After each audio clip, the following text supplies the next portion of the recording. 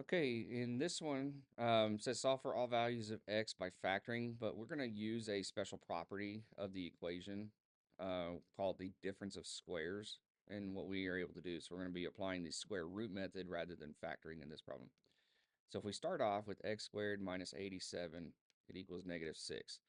Um, as usual, the first thing I want to do is I want to try to get this part to 0. So that's -6. I'm going to add 6 to this 87, which means it's going to go down to 81.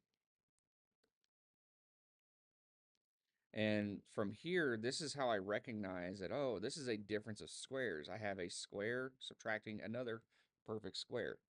So what I can do is say, well, instead of factoring this out, which we would have +9 and -9, this is the expectation. We're going to have a x is equal to plus or -9. What we can do is say, well, let's take this -81. Since it's a perfect square, that means I can take the square root of it. Let's move it to the other side as +81.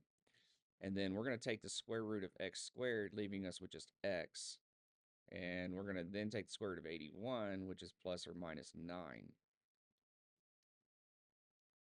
So that means our two solutions are x equals 9 and x equals -9.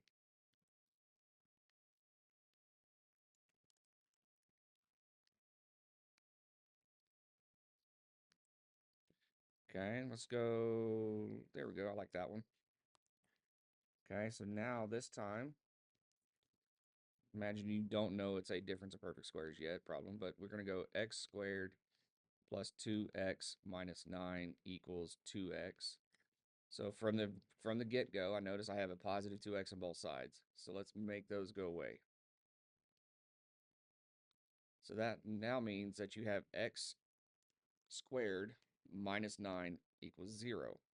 Well, 9 is another perfect square. I'm like, okay, so let me just move the 9 to the other side.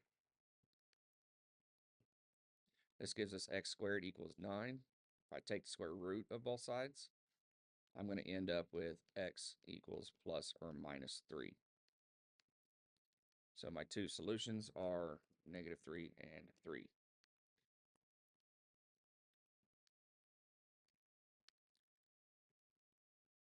Okay.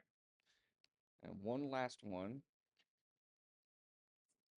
So I have x squared plus 4x minus 14 equals 4x minus 5.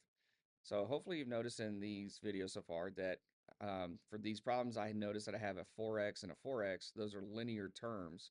When you're canceling out your linear terms, you can actually use the square root method for these problems. So the other part is since I don't have the square root or I don't have the linear term in this one, let me go ahead and move this -14 to the right. So I'm going to add 14 to the -5.